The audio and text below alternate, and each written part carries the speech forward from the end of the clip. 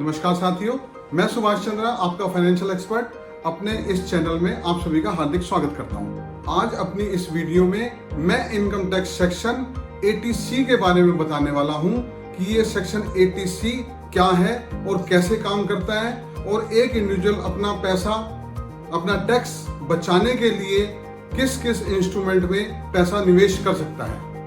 दोस्तों, मेरे 24 साल के फाइनेंशियल कंसल्टेंसी के करियर में मुझे एक भी इन्वेस्टर या एक भी क्लाइंट ऐसा नहीं मिला कि जिसे ये पूरी तरह से मालूम हो कि किस किस इंस्ट्रूमेंट में पैसा निवेश करने पर धारा 80C पर छूट का लाभ मिलता है और लोगों को इसकी पूरी जानकारी ना होने के कारण गलत निवेश कर बैठते हैं। क्योंकि जब आप अपना पैसा निवेश करते हैं, 80C में टैक्स रिबेट लेते हैं, तो आपका पैसा मिनिमम 3 साल या 5 साल के लॉक इन में चला जाता है, जिसके कारण लोगों की लिक्विडिटी कम हो जाती है।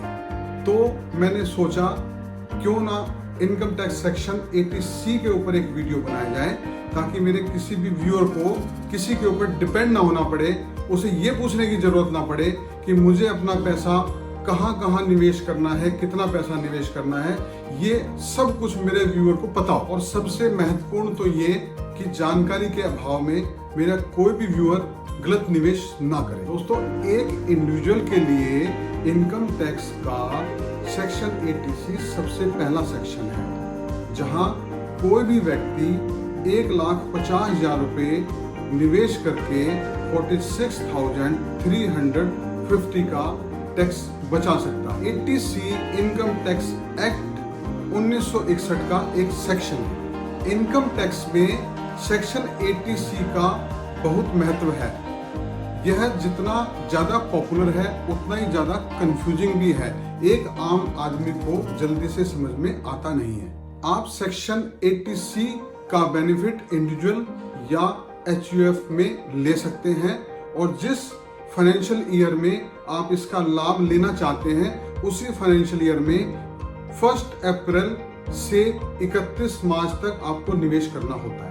एक फाइनेंशियल ईयर में आप निवेश तो जितना चाहे कर सकते हैं, लेकिन टैक्स छूट का लाभ सिर्फ 1.5 लाख रुपए की इन्वेस्टमेंट पर ही ले सकते हैं। दोस्तों, इस सेक्शन में इन्वेस्टमेंट के लिए कौन से विकल्प या माध्यम सबसे ज्यादा पॉपुलर हैं और टैक्स रिबेट के लिए एलिजिबल हैं, उन सभी विकल्पों के बारे में विस्तार से बताने जा रहा हूं। फ्रेंड्स, आप स्क्रीन पर एक शीट देख रहे हैं।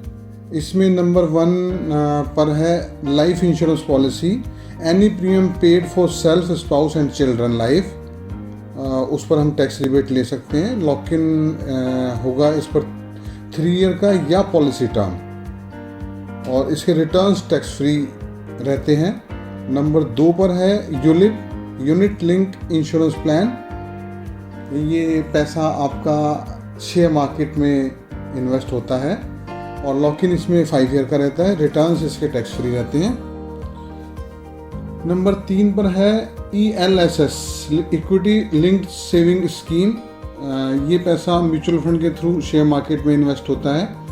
इसका जो लॉक इन है 3 ईयर का होता है और रिटर्न्स इसका LTCG, long term capital gain, 1 lakh रुपए से ऊपर का जो भी प्रॉफिट आएगा उसके ऊपर हमें 10% का टैक्स देना पड़ेगा।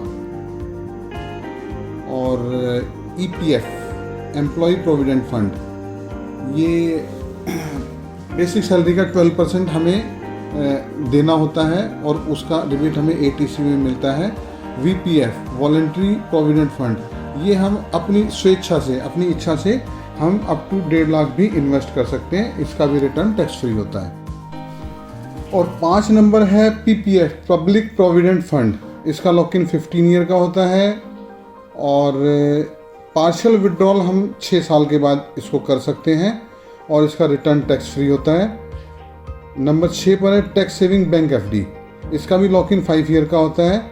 रिटर्न्स जो इसके होते हैं वो आपका जो इंटरेस्ट 5 साल के बाद जब FD मैच्योर होने पर मिलता है वो एज ए इनकम काउंट होता है और टैक्सेबल होता है। नंबर 7 पर है NSC, national saving certificate. Lock in 5 year का है। रिटर्न्स इसके टैक्स फ्री हैं। 8 नंबर पर है सुकन्या समृद्धि योजना। ये हम सिर्फ 2 गर्ल चाइल्ड के ऊपर ही टैक्स रिबेट ले सकते हैं। लॉक इन इसका 21 ईयर का है, रिटर्न्स इसका टैक्स फ्री है। और उसके बाद 9 नंबर पर है home loan, repayment of principal component. हम EMI के थ्रू जो भी प्रिंसिपल पे करते हैं उसके ऊपर हमें ATC में टैक्स रिबेट मिलता है। चाइल्ड ट्यूशन फीस 2 बच्चों के लिए एप्लीकेबल है। 2 बच्चों की स्कूल फीस का हम ATC में टैक्स रिबेट ले सकते हैं। Stamp duty paid for purchase of house. Number 11 पर है stamp duty paid purchase of house. हम अपने लिए कोई भी घर लेते हैं तो उसका स्टैम्प ड्यूटी पे करते हैं रजिस्ट्रेशन के लिए, उसका भी टैक्स रिबेट ATC में हमें मिलता है।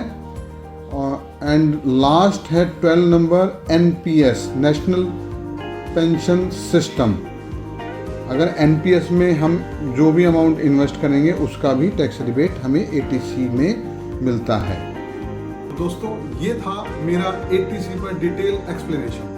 इस वीडियो में मैंने ATC में टैक्स रिबेट से रिलेटेड सभी इन्वेस्टमेंट इंस्ट्रूमेंट को कवर किया है। यह वीडियो देखने के बाद अगर आपके मन में ATC से संबंधित कोई भी डाउट या मन में कोई भी प्रश्न हो तो कमेंट बॉक्स के माध्यम से मुझे बताएं। मैं पूरी कोशिश करूंगा कि उसका जवाब दे सकूं और आपकी शंका को दूर कर सकूं। अगर आपके किसी जानने वाले को मेरी इस वीडियो से फायदा हो सकता है तो इसको शेयर जरूर करें। अगर आप यहाँ पर नए हैं तो मेरे चैनल को सब्सक्राइब करें और बेल आइकन को दबाएं, जिससे मेरी कोई भी नई वीडियो सबसे पहले आपको मिले।